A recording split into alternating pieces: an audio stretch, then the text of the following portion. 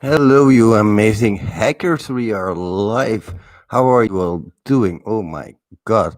Suddenly we have like 2,000 subscribers. That is crazy, guys. How the hell did you do that? Insane. So let's do a Q&A. You guys can ask me anything you like. How are you guys doing? Let's see the chat real quick. Hey, Merrick, how are you doing? Ventilator, sorry, man. I'm really sorry, but you can always watch the VOD.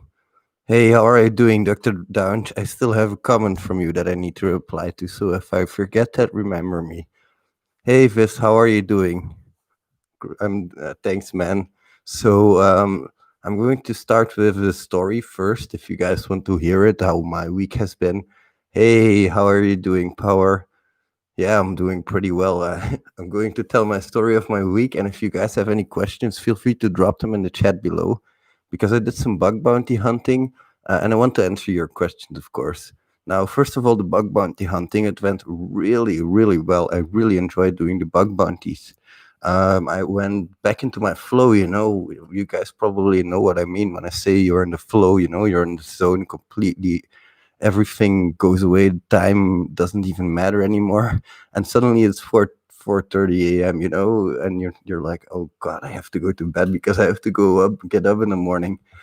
That's how my previous days have been. I've been hacking a whole lot, and I've been making it pretty late. So, found a couple of things, found some IDORs, reported them. I don't know if they're valid, we'll see. Of course, it's going to take a bit of time. Hey, how are you doing, Surya? How to find DOM cross-site scripting in JavaScript files. So, DOM cross-site scripting, there are pretty much two ways you can do that. DOM cross-site scripting happens because you have a DOM sink into your JavaScript code. Now, DOM sinks are things like, for example, you need to know what the DOM is, and DOM is a document object model, and it pretty much describes what your page is like. So you have a web page, and in that web page you have a history, for example, and that history is part of the DOM.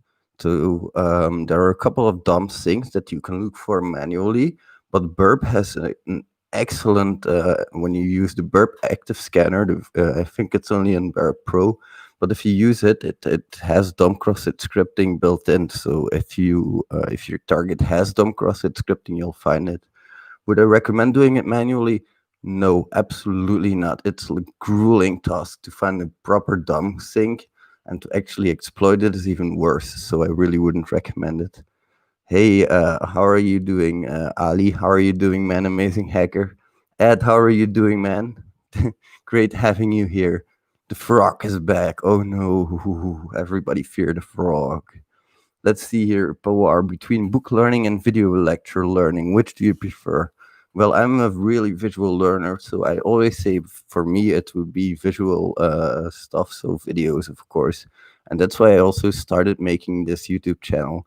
I really wanted to make videos for you guys. I wanted to make stuff that was easy to comprehend, but is really powerful and has some extreme value in it. That's something I missed. And I know I don't have the biggest visual quality on YouTube, and I know I don't have the biggest production value because I release every single day and that kind of stuff. But I really want to release extreme value with every single video. So I always go for the videos if I'm learning stuff as well. And I don't know if you guys have ever tried OSCP, but OSCP has a video course, and so it's partly video and it's partly PDF. And I really like the video parts, and of course I really didn't like the PDFs because I'm not a big reader. But you have to go through them anyways. So for me, it would be visuals. But of course, if you really want cutting edge research, you have to read. So what I'm about to tell you guys is really important, because if you want to be a top tier researcher, if you really want to go for those high end vulnerabilities, you have to read stuff like the RFCs. You guys have probably heard of these people that find all of these cross-site scripting vulnerabilities or pop over vulnerabilities in Google Chrome or in Firefox, all that kind of stuff. If you really want to do that kind of research, you have to really dig deep into the RFCs and that kind of stuff. So, that's only readable. They don't make videos about that. So if you really want the cutting edge stuff, you have to, of course, read. That's That's of course something you can't go around. Now let's see any web for WAPT you will suggest for beginners. Now I don't know what that is, Avi, so I'm going to write that down. WAPT it says. There we go. And you want beginner resources. All right, I'm going to look them up for you. If anybody has some WAPT beginner resources, feel free to drop them in the chat for Avi as well. If you don't, I'm going to look them up for you guys. Excuse me there. Let's have a drink.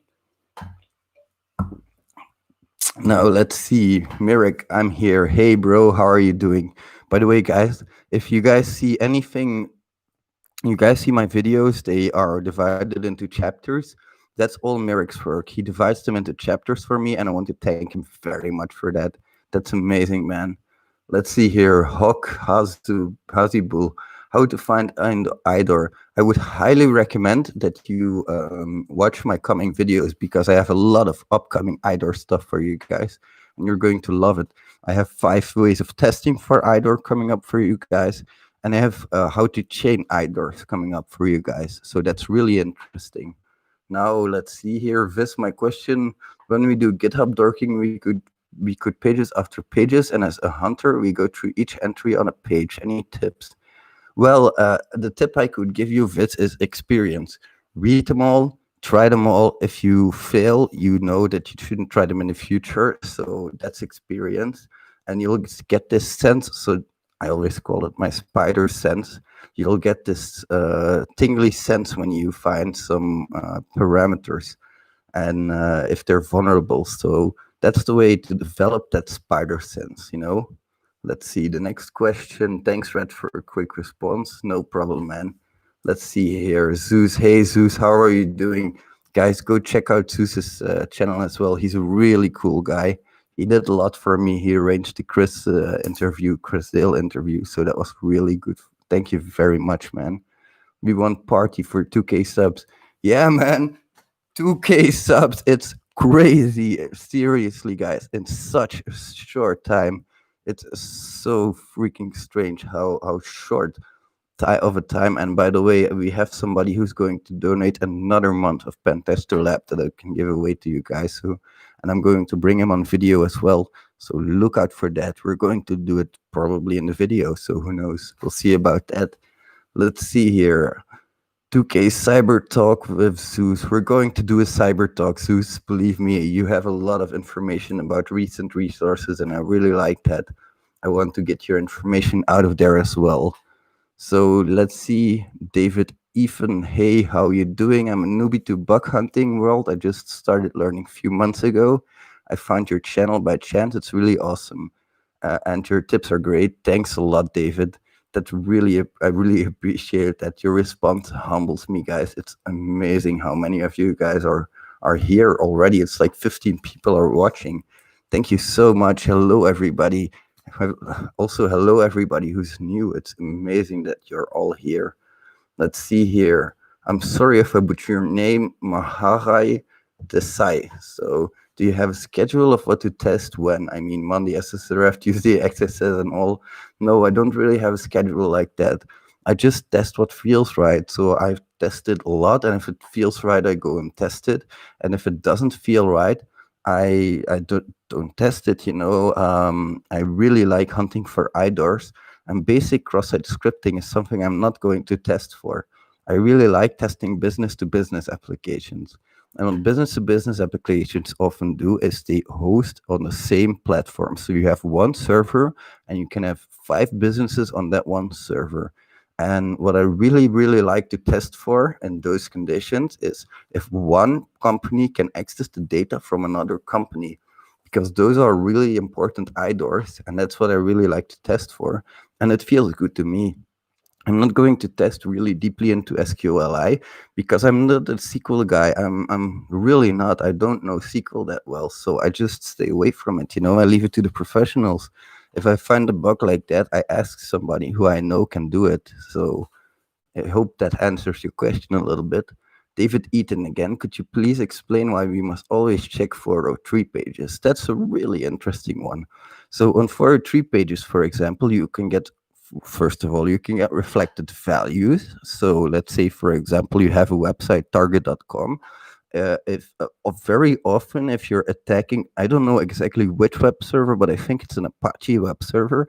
If you're attacking an Apache web server and you put slash dot http blah blah blah behind there, it's going to recognize it as something forbidden. So you're going to come into the forbidden page, and you can put anything there, like for example a cross-site scripting attack vector, and that cross-site scripting attack vector is possibly going to bring you like a reflected cross-site scripting. So that's why it's really important to check a 403 page. But there's another reason: you get a lot of information from your 403 pages often. If the server admin decided to not properly configure the server, you're going to get a whole lot of information, like your Apache version, the error message that's occurring, all that kind of stuff. So that's why it's highly important. Really good question. Thank you very much for that. Let's see here. Web app pentest body labs. I have never heard of that, Avi. I'm really sorry. So I'm going to have to look up what exactly that is, and I'm going to have to get back to you on that. I'm going to put it in the description of this video. There's going to be a video on demand as well. So I'm going to put it in that description. Let's see here. At Overflow, the legend. Yeah, reading specs is a good idea. Reconless will probably do a video on how we found a bug in Google Chrome following specs. Oh, that's a really interesting one. I really want to see that one. When it comes out, inform me, man. I mean, you don't have to inform me. I'm already subscribed. So, all right, let's see. Do you think that being a bug hunter is not worth it anymore? A lot of people coming in and not enough bugs means that at some point in the near future, hunting is just not going to be profitable. Really good question, Pingbug. So what Pingbug is worrying about is that bug bounty hunting is going to be flooded in the next coming years. What I can tell you is that it absolutely is not. So I'm going to tell you guys a little bit about how companies develop software. So when companies develop software, and especially recently, they want to bring out new software as fast as possible. They work with really short release cycles, often just 2 weeks. So every 2 weeks, you can get a new program. I mean, a new release for the program. And every new release can introduce regression bugs. And that means that you often have to retest an application, which is something not a lot of hackers do. What I always do is I go over my target, and when I'm tired of my target, I pick a next one. And then when I recycle all of my targets, I go back to my first target. And that first target is often going to have, first of all, new features, but also regression bugs. So that's why it's really important to retest new programs. But it also means that there's going to have to be a lot more hunters to keep things safe. Because as you guys know, it takes me a while to cycle through all of the programs that I like and return to the previous one. So we need a lot more hunters, and I really don't think that it's going to be non-profitable, because if I look in Europe, we only have a couple of programs for quite a lot of hunters on integrity, but the programs that they have, I mean, it's just like a small fraction of what's out there. So we really, really, really do need bug bounty hunters. And also, one thing I want to tell you guys about bug bounty hunting is don't do it for the profit, man.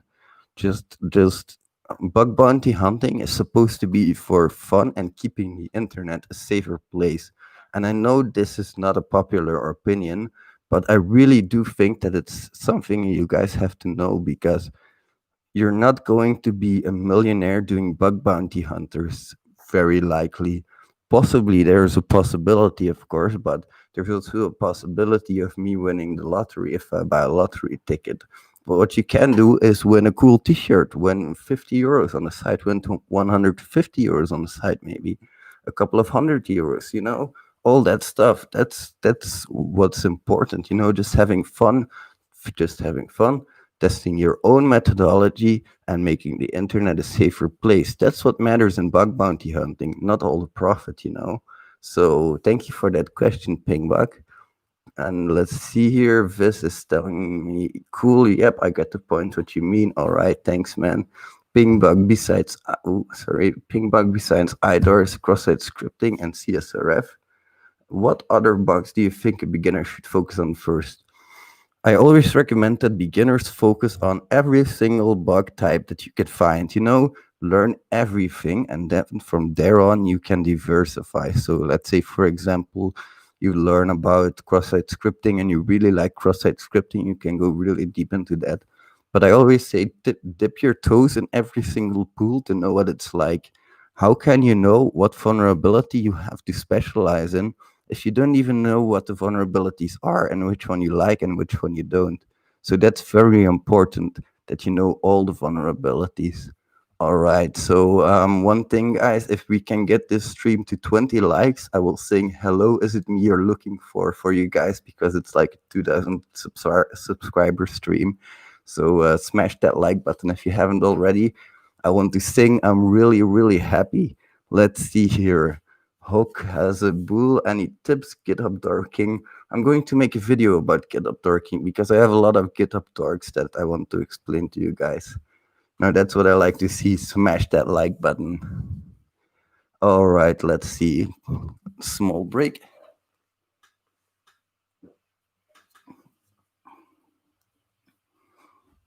I'm going to show you guys my troll as well. So I really like trolling. I really, really, really like trolling. So I bought a troll.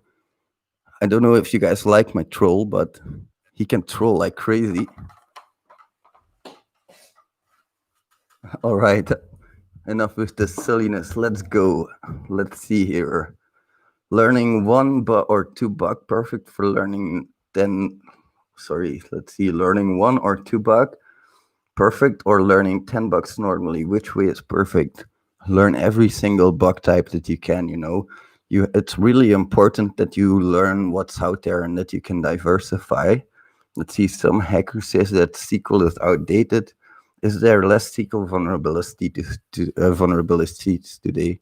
No, there really isn't. There is as much SQL vulnerabilities today as there was before. There is a reason why it's on the OS top 10.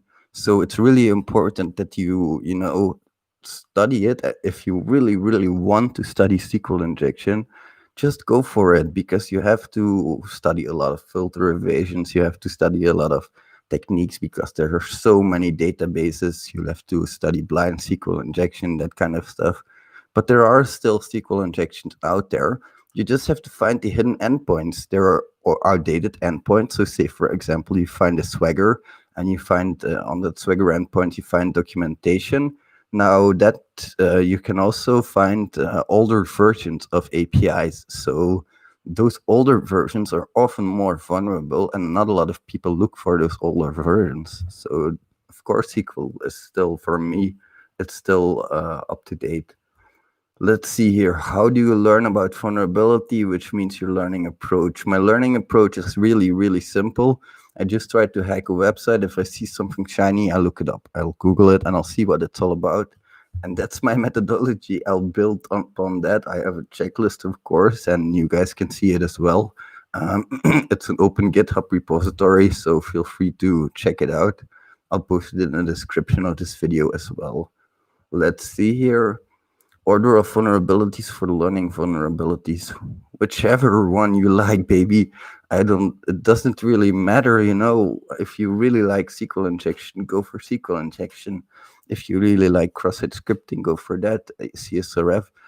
What I would really recommend, there is only one big recommendation I would have for you guys, and that would be that if you really want to learn the newest vulnerabilities, that would be SSDI, and let's see here, SQL, SSDI, and XSE. Those are very prevalent in the wild. And if you really want to have one starting point, start with those. Start with SSDI or XSE. So tools I use for recon. I have a lot of tools I use for recon. I'll put the security testing checklist up on the description as well for this video.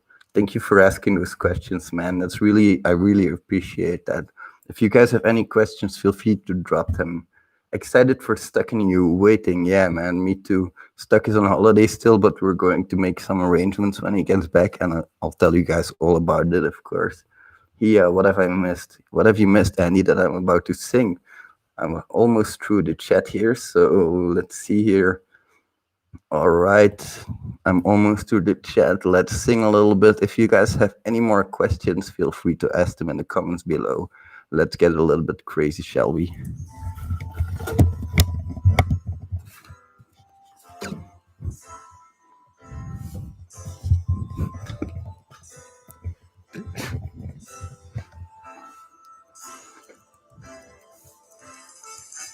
Along with you inside my mind.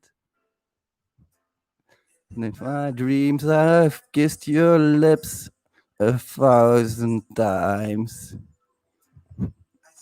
I see you pass outside my door. Hello, is it me you're looking for? I can see it in your eyes. I can see it in your smile. You're all I ever wanted. And my arms are open wide to know just what to say. And you know just what to do. No one to tell you so much. I love you. All right, guys, I hope you enjoyed that private performance from the rat. Still 18 people watching, so I haven't chased you all away yet. That's good. Let's get some serious questions again. Let's see here. All right. While learning, when do you decide is the right time to hack on programs? I just learn while I hack on programs. That's a really good question, Mohammed. So when I'm hacking, I just learn while I'm on the program. I don't specifically take a lot of time to learn. Of course, for this YouTube channel, I do because some of those Sportswigger labs are really, really tough. They give you the explanation, but for me, it's not enough. Often you'll have to look a little bit still for yourself. So that's where I will still learn, but on other things, I'll just attack my target and see what I can get out of it. Thank you for that question. Really good one. Let's see here. Where do you live? I live in Belgium. I'm live in Belgium as well, man. Great seeing you, rich boy. We need more Belgium hackers, that's for sure. We are underrepresented, if you ask me.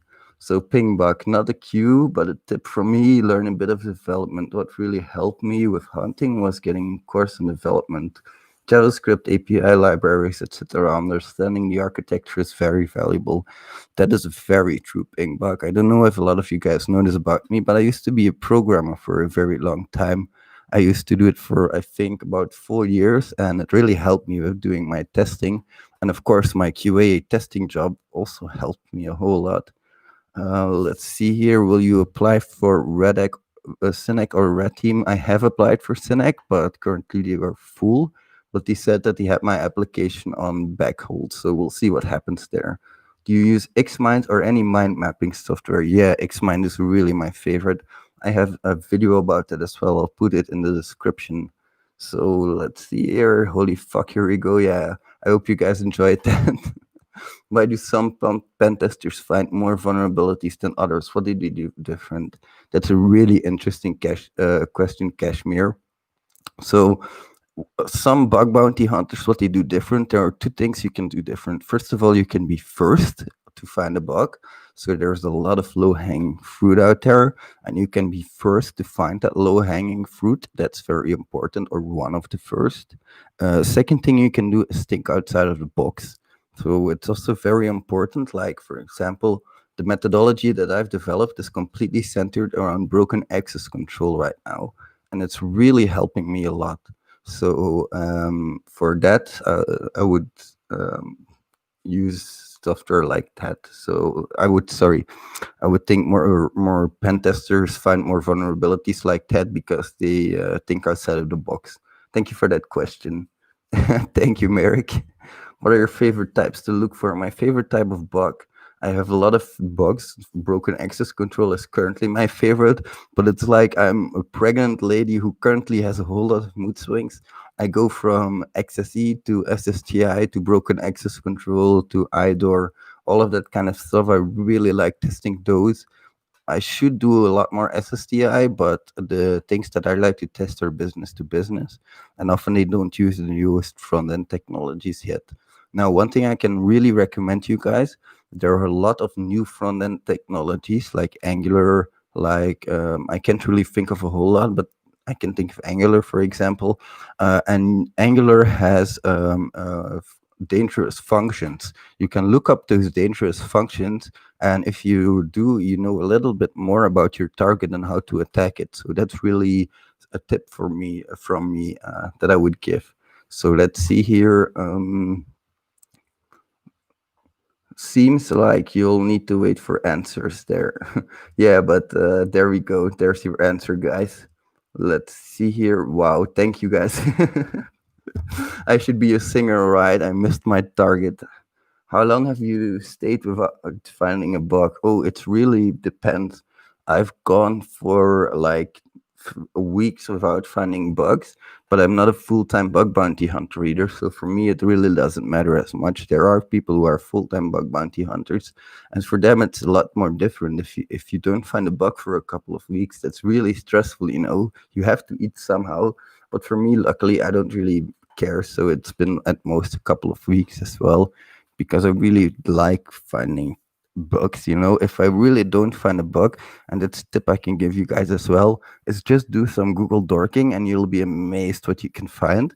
And then you can report it on openbugbounty.com and you can get rewarded even if they think your work is good enough, you know?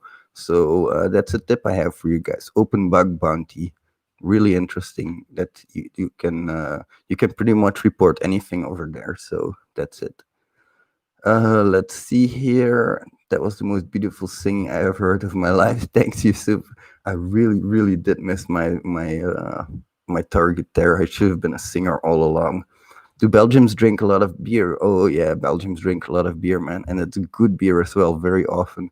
So my favorite beer is Lambic. You know, Lindemans Kriek is my favorite beer here. I know some people might think it's for women, but I really enjoy the taste of because it's really sour, and you don't really taste the alcohol because I'm not a big fan of the alcohol as well, and it's not high in alcohol content either. And you also have things like Duvel. I really like Duvel as well. Sometimes I really like drinking that when I want to relax a little bit. But all of these beers, of course, cost a lot of money. So that's why I do bug bounty hunting, I guess. Let's see here. Yeah, exactly, good boy. Yeah, Belgians do drink a lot of beer. Let's see here. They say, man, I don't want to live, but it's midnight in India, so I need to. Oh, don't worry, man. We'll have a VOD online soon. Thank you so much for being here, man. I really enjoyed that having you here. So let's see here, Ahmed. What is the best vulnerability should a beginner begin with? Give me a second, guys. So the best vulnerabilities that you can begin with, for me, are the newer vulnerabilities, SSTI, XXE, that kind of stuff. You can also just start with the more basic things like cross-site scripting. You can start with more basic things like SSRF. I don't. You can start with things like click checking as well if you really want to. It's kind of your thing, what you really want to do.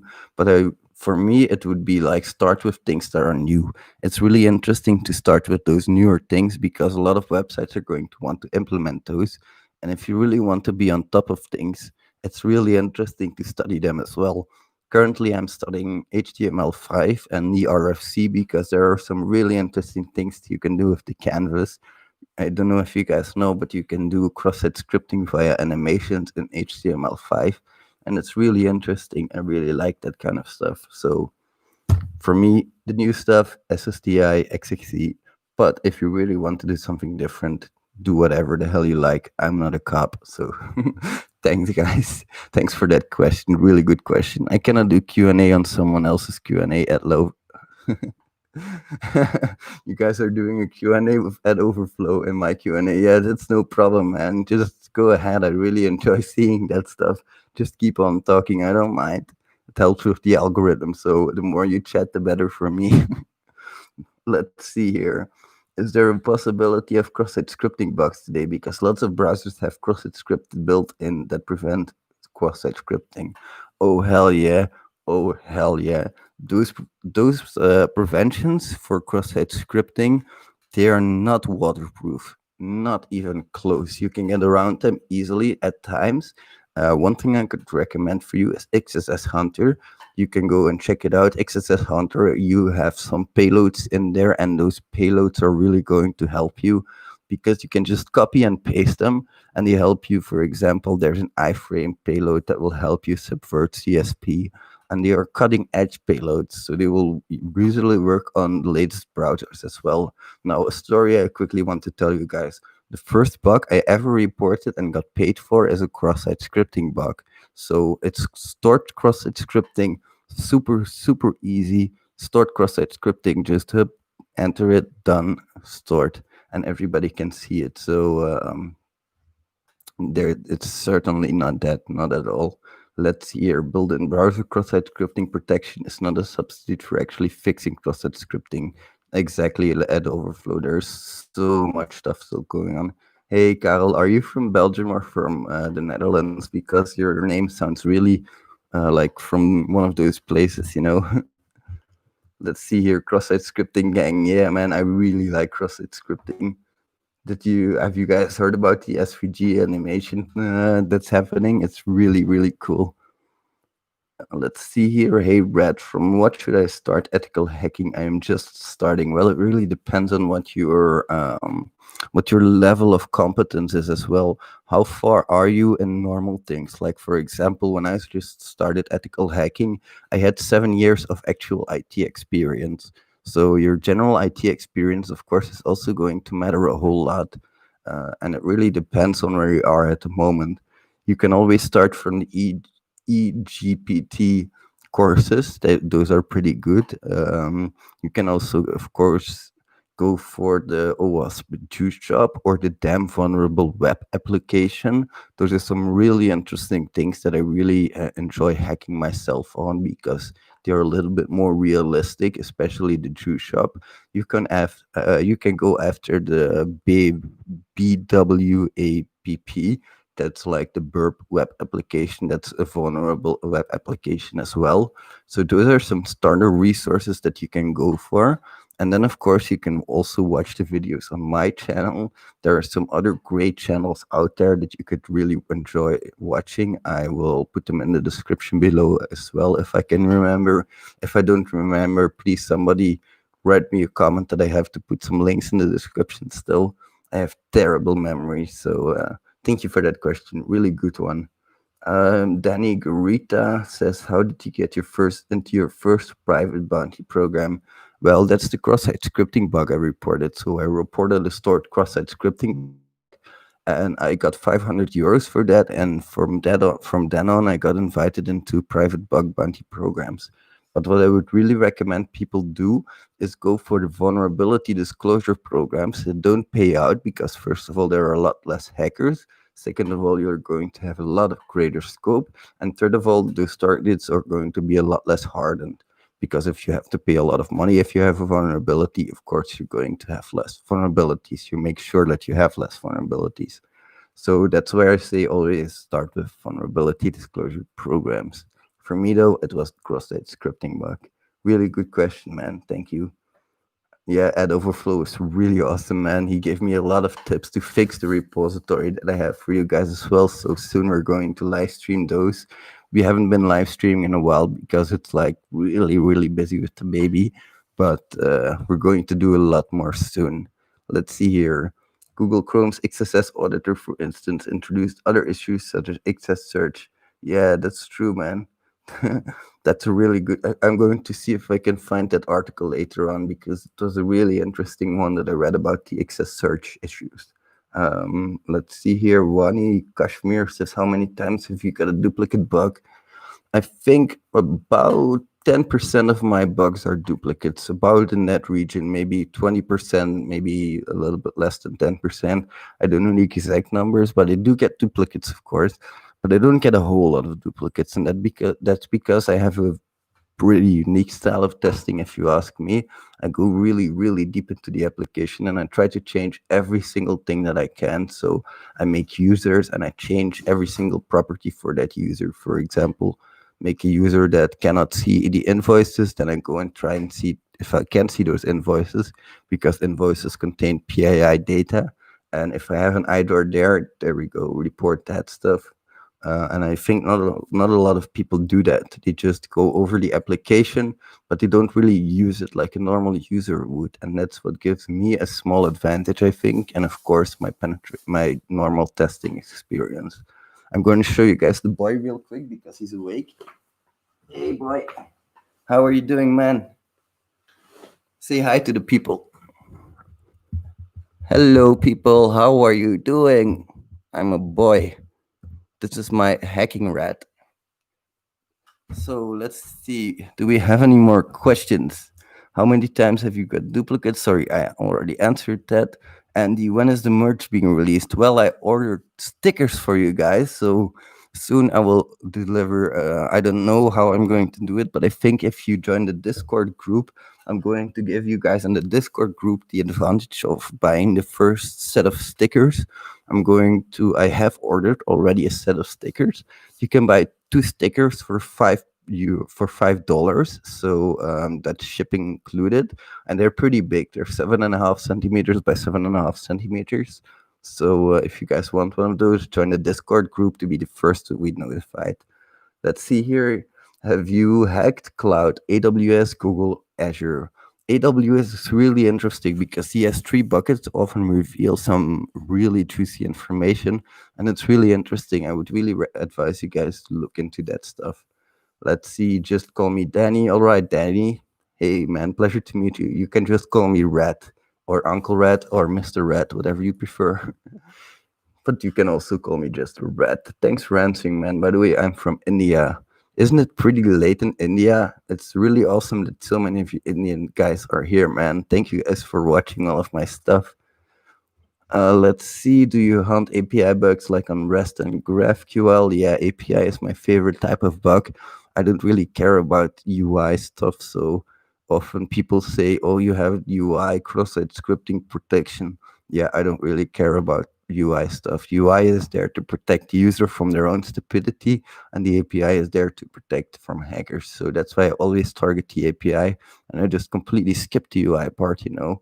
And if there's like GraphQL, like you say, if there's like a Redis, if there's like an Elastic Search, I'll be super happy to make advantage of that stuff because not a lot of people know how to set that up. And that should be something you guys should be looking for as well. Hello, Mirik. How are you doing, man? Oh, hey, I said hello to you as well a while back. So hey man, hey again. Fist, do you think when people tweet about their bug issues and report it without monetary rewards, including how long it took to find an issue, could help everyone? Your opinion, we can spread. Yeah, I really, really do think that, and that's why I'm going to make videos about hacktivity as well. It's really important for me that the good activities that they get the attention that they deserve, because you often see activities that look really impressive on the surface, but if you look at substance, they have no substance at all. So that's why I want to make some like a hidden gem series specifically for that. So thank you for that question, man. I would really advise everybody to spread if they can. Let's have a little bit of a drink. There we go. Your worst report experience. Do you mean my worst experience with a triager, or do you mean the worst report that I've ever written? Because I have both of those. My first reports were horrible, of course. It was really, really, really horrible.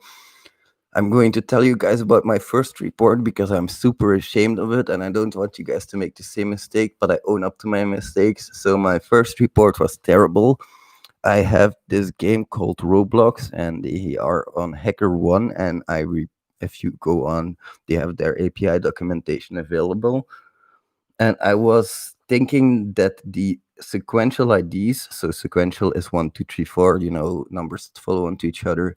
I was thinking that sequential IDs should never, ever, in no situation be used. So I reported it as like a high vulnerability that they were using sequential IDs, and I'm super ashamed of that. But I own up to my mistakes. I will never make that mistake again. I hope you guys don't make that mistake, but it was a terrible experience. So thank you for asking that question, man. My worst experience with a bug I reported. I'm not going to tell you guys. I'm sorry. I'm not going to talk bad about triagers because we're all hackers. We're all one community. I don't want to talk bad about anybody. I love everybody out there, and we all make mistakes. That's very important that you guys understand that every single person out there makes mistakes. Let's see here for the for oh, of course, Mirek. Sorry, this chat is a little bit late. You said hello to the little boy. That was one of the boys, by the way. There's another boy there. I thought you were calling me cutie. You know, no sex on the first date. You know that, right? So when are we going out for dinner? All right, let's see here. Where are we? I'd like to start this new culture on reporting days would help all newbie to understand the reality on bug hunting. So, Viz, I have some good news for you. We were talking to Integrity, so a few people were asking, can we have a way to disclose our reports easily? And there is a feature coming on Integrity, I believe, but I'm not 100% sure, so don't pin me on this. But they're going to have a feature for that, so it's really interesting. I think they're going to have a feature for that. That's not sure. So it's really, really interesting. I'm looking forward to that. Let's see here. I'm working as an interim software developer. I found ethical hacking very interesting. So can I do it as a part-time or do I need to change my stream? Well, you can. I don't think you can do hacking. It depends. You know, I don't think you can do hacking full time or even part time. I think it's a nice way to make a little bit of extra cash. Look at it as a way to make the internet a safer place, but that's about it. By the way, sorry if it's getting a little bit darker out there, guys. I'll put the lights on in a second. That way we can see a bit more. Let's see here. Got to go already, unfortunately. Looking forward to the next live stream. Keep up the good work at the thexssrat. Thank you very much at Overflow. Highly appreciated. And I'll see that I skipped one. Do you own any cryptocurrency and what are some blockchain vulnerabilities? I'm sorry, but I'm not going to disclose that on stream. And I have no idea about blockchain vulnerabilities. I have the Ledger wallet. That's what I'm going to say, but that's about it. So, other things you guys can figure out. I have no idea about vulnerabilities. I don't really spend much time about that. I'm really sorry, Kashmir, but that's a good question. I should look into blockchain vulnerabilities because it's going more and more prevalent. Let's see here. Things you hate of other bug bounty hunters. I really don't hate other bug bounty hunters. I love bug bounty hunters. I learned so much from them. Some people say I really, really hate it when some bug bounty hunters post like, "Oh, I made $150 today. I made $750 today."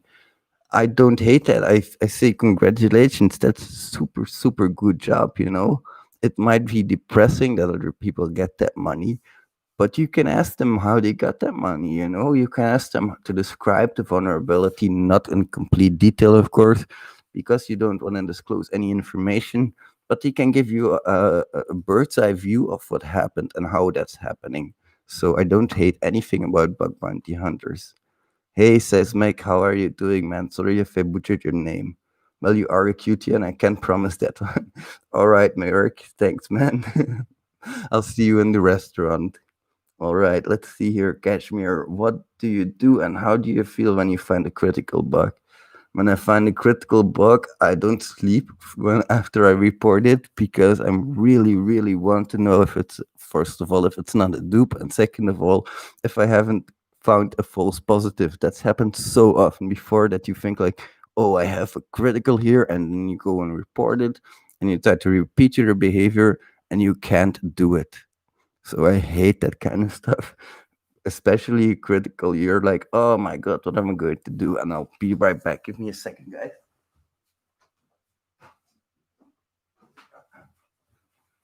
There we go. That should be a lot better. You should see me a lot better now.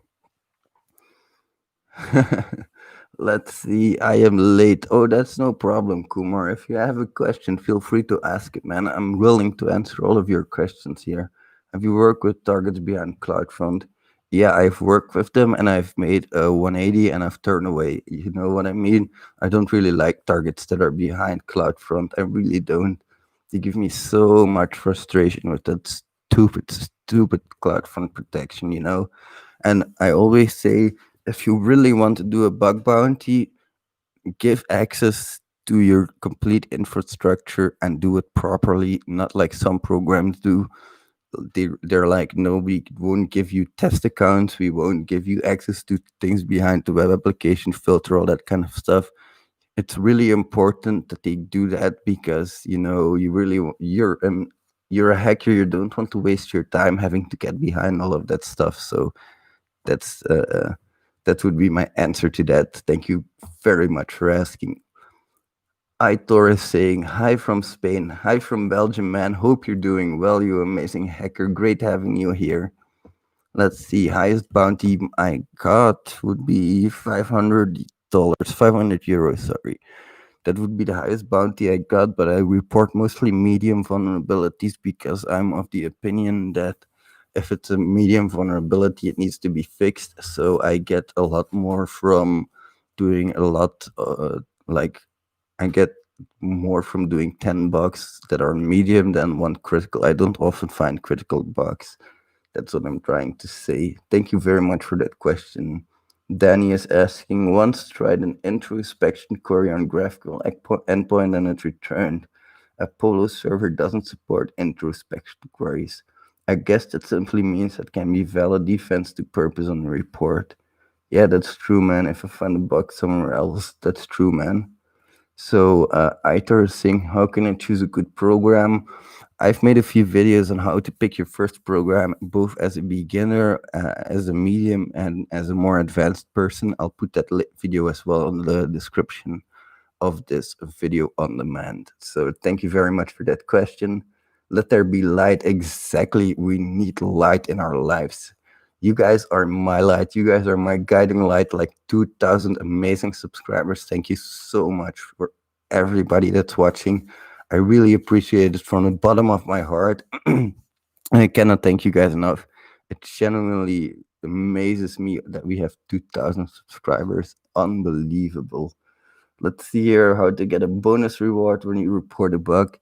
If I can't really give any tips for that. Just always when you report a bug, be helpful. When they ask you to retest stuff or do it, be helpful.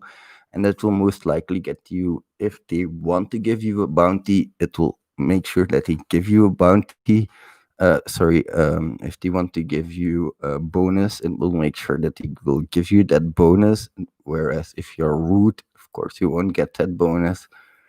But you cannot force companies to give you a bonus, they're the one with the cash. You cannot force them to part with their cash. Simple as that. You have to be good to them. You are a cool man. Take care. Thank you very much, Will George. You are an amazing hacker, man. You take care as well. All right. Okay, thanks. I will check it. No problem, man. Congratulations on 2K Red. Thank you very much, Pranav. It still humbles me that there are 2,000 subscribers.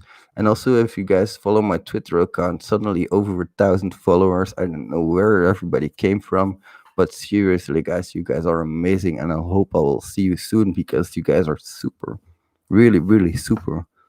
How to test for CVEs? I have no clue, Aman Kumar. If I knew, please tell. If you guys know, please tell me. I don't know how to test for CVEs myself. I don't test for CVEs often. I just test whatever the hell I want. I want to be creative. I don't want some standard preset thing. I want to test how I want to test. And for me, that's getting bored in the application, absolutely bored out of my mind. And then I think of these crazy scenarios. So that's about it. Let's see here. KTB PhD shows the video for CVEs. Oh, thank you very much, Nick. That's very helpful. Thank you for saying that. Hey, how are you doing, man? Great having you on our stream as well. How to approach a public bug bounty program. What do you mean by approach exactly, Hulk? Because Hulk has a bull. Sorry if I've butchered your name there.